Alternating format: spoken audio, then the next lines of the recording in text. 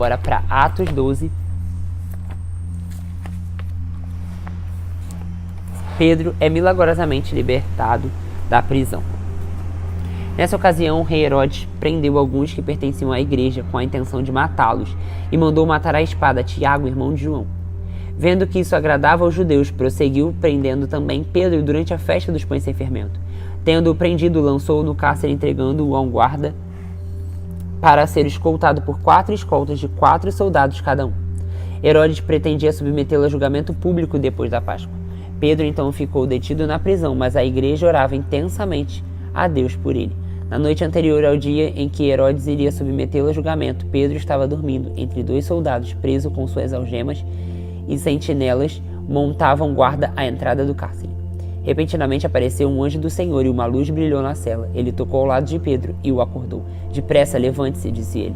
Então as algemas caíram dos punhos de Pedro. E o anjo lhe disse, vista-se e calce as sandálias. E Pedro assim fez. Disse-lhe ainda o anjo, ponha a capa e siga-me. E saindo, Pedro seguiu. Não sabendo que era real o que fazia por meio do anjo, tudo lhe parecia uma visão. Passaram a primeira e a segunda guarda e chegaram ao portão de ferro que dava para a cidade. Este se abriu por si mesmo para eles, e passaram. Tendo saído, também caminharam ao longo de uma rua, e de repente o anjo deixou. Então Pedro caiu em si e disse, agora sei, sem nenhuma dúvida, que o Senhor enviou o seu anjo e me libertou das mãos de Herodes, e tudo o que o povo judeu esperava. Percebendo isso, ele se dirigiu à casa de Maria, mãe de João, também chamado Marcos, onde muita gente havia se reunido e estava orando. Pedro bateu à porta do alpendre, e a sua serva, chamada Rode, veio atender. Ao reconhecer a voz de Pedro, tomada de alegria, ela correu de volta sem abrir a porta e exclamou, Pedro está à porta. Eles, porém, disseram, você está fora de si. Insistindo ela em afirmar que era Pedro, disseram-lhe, deve ser o anjo dele. Mas Pedro continuou batendo e, quando abriram a porta, o viram e ficaram perplexos. Mas ele, fazendo sinal para eles se calassem, descreveu como o Senhor havia tirado da prisão e disse, contem isso a Tiago e seus irmãos.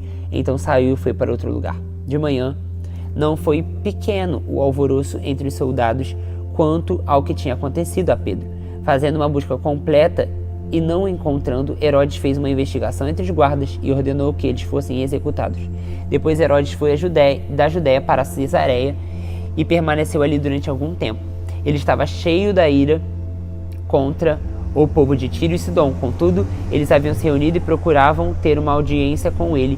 Tendo conseguido o apoio de Blasto, homem de confiança do rei, pediram paz, porque dependiam das terras do rei para obter alimento. No dia marcado, Herodes, vestindo seus trajes reais, sentou-se em seu trono e fez um discurso ao povo. Eles começaram a gritar, é a voz de Deus e não de um homem. Visto que Herodes não glorificou a Deus, imediatamente um anjo do Senhor o feriu, e ele morreu comido por vermes. Entretanto, a palavra de Deus continuava a crescer e espalhar-se. Tendo terminado a sua missão, Barnabé e Saulo voltaram para Jerusalém, levando consigo João, também chamado Marcos.